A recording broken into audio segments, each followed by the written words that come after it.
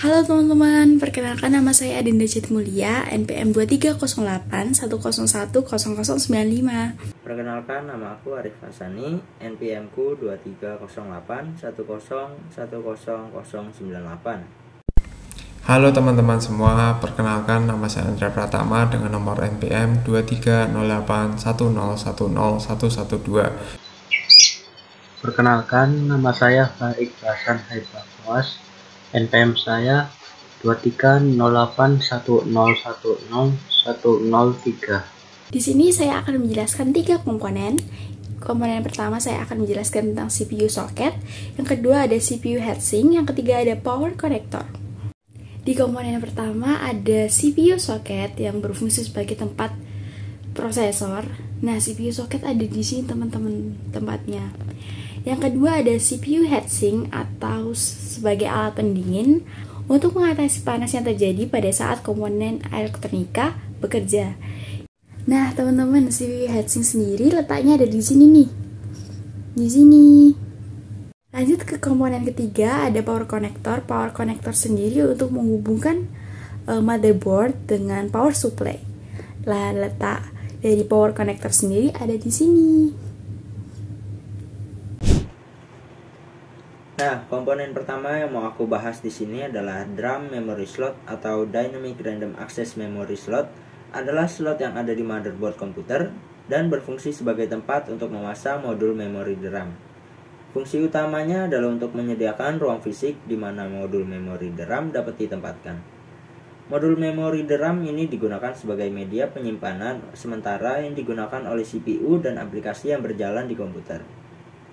Penambahan dan penggantian modul memori DRAM dalam slot ini dapat meningkatkan kinerja komputer karena RAM memiliki kecepatan akses yang lebih tinggi daripada penyimpanan jangka panjang seperti hard drive atau SSD. Nah, selain itu, slot ini memungkinkan ekspansi kapasitas RAM komputer dan dapat disesuaikan berdasarkan kebutuhan pengguna atau user. Penting untuk memilih modul memori yang sesuai dengan jenis slot yang digunakan seperti DDR4 atau DDR3 untuk memastikan kompatibilitas yang tepat. Dengan demikian, DRAM memory slot adalah komponen kunci dalam sistem komputer yang mempengaruhi kinerja dan kemampuan sistem secara keseluruhan. Nah, untuk komponen selanjutnya adalah hard drive slot. Hard drive slot pada motherboard komputer adalah tempat di mana kalian memasang perangkat penyimpanan data seperti hard drive atau SSD. Fungsinya adalah untuk menyimpan data, memberikan akses data, memungkinkan ekspansi dan penggantian perangkat penyimpanan, serta memfasilitasi konfigurasi RAID dan pencandangan data. Slot ini adalah komponen kunci dalam penyimpanan data pada komputer. Oke, komponen selanjutnya yaitu North Bridge with Heatsink. Fungsi utama dari North Bridge pada motherboard adalah menghubungkan CPU atau Central Processing Unit dengan berbagai komponen penting dalam sistem termasuk RAM atau Random Access Memory dan graphics card. Ini memungkinkan CPU untuk berkomunikasi dengan komponen tersebut dan memastikan kinerja yang efisien dalam komputer. Selain itu, North Bridge juga mengelola bandwidth dan akses ke komputer peripheral seperti graphics card, sound card, dan lainnya, sehingga memainkan peran penting dalam keseluruhan arsitektur komputer. Nah, heatsinknya itu buat apa sih? Heatsinknya itu yang ada pada North Bridge adalah bagian dari sistem pendingin. North Bridge dapat menghasilkan panas ketika bekerja dalam intensitas tinggi dan heatsink digunakan untuk mendinginkannya. Heatsink berfungsi untuk menjaga North Bridge agar tetap pada suhu yang aman, mencegah overheat, dan memastikan kinerja yang stabil. Beberapa motherboard modern mungkin tidak lagi memiliki North Bridge terpisah dengan heatsink karena beberapa fungsi North Bridge telah digabungkan ke dalam CPU atau South Bridge. Di kesempatan kali ini saya ingin melanjutkan materi mengenai komponen dari motherboard yang telah disampaikan oleh teman saya. Di kesempatan kali ini saya akan menjelaskan tentang ROM atau Read Only Memory. ROM yang dimaksudkan dalam komponen motherboard ini mengarah kepada BIOS atau yang disebut Basic Input or Output System. ROM sendiri memiliki fungsi untuk menerima data dan menuliskannya dalam chip secara permanen bahkan akan bertahan hingga sampai sesudah kita mematikan komputer. Di dalam ROM motherboard sendiri terdapat BIOS yang berguna untuk melakukan inisiasi perangkat keras selama proses booting dan untuk menyediakan layanan runtime untuk sistem operasi dan program. Selanjutnya adalah Shortbridge.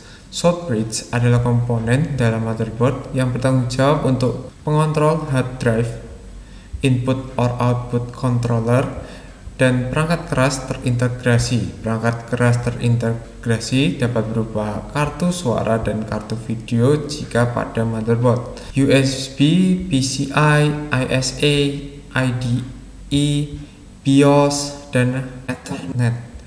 Nah, apakah kalian juga penasaran mengapa komponen ini disebut sebagai Shortbridge?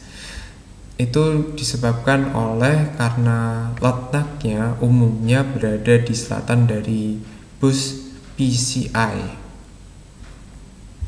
Oke, selanjutnya saya akan menjelaskan tentang PCI, Peripheral Component Interconnect Slot. PCI slot atau Peripheral Component Interconnect Slot adalah bus komputer lokal untuk menghubungkan perangkat keras ke komputer. PCI slot ini mendukung semua fungsi bus prosesor. PCI jenis ini sering disebut juga PCI konvensional untuk membedakannya dari PCI Express atau disebut juga PCIe.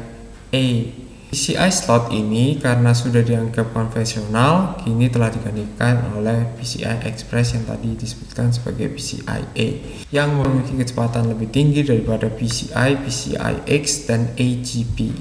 Oke, terima kasih.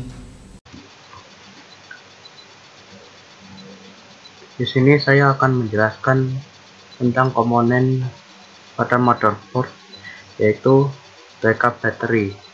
Backup battery atau juga dikenal sebagai CMOS battery atau BIOS battery pada motherboard berfungsi untuk menjalankan rangkaian jam waktu nyata atau mempertahankan memori konfigurasi saat sistem dimatikan.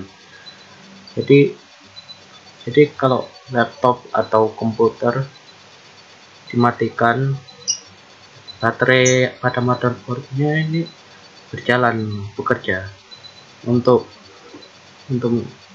menjalankan rangkaian jam waktu nyata dan mempertahankan memori konfigurasinya di dalam BIOS komputernya. Komponen selanjutnya yaitu AGP slot, AGP slot atau kepanjangannya AGP,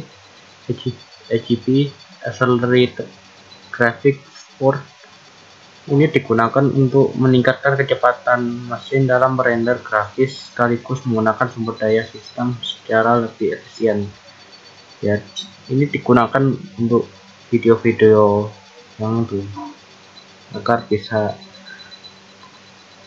kualitas videonya itu tidak menurun. Jadi komputernya harus bisa kuat untuk menjalankan video yang ada di dalam komputer video itu. Dan selanjutnya ini komponen selanjutnya konektor for peripheral ports. Ini port penghubung peripheral ini digunakan untuk menyambungkan alat-alat peripheral seperti mouse, keyboard, speaker, monitor, proyektor, dan lain-lain. Ini ada port USB, ada port video, ada port lain-lain. Ini ada portnya juga, ada port untuk proyektor. Ini kan portnya ini kan port untuk alat-alat input dan output. Ini untuk menyambungkan port untuk menerima dan mengirim informasi dari alat-alat ke komputer dan dari komputer ke alat-alat.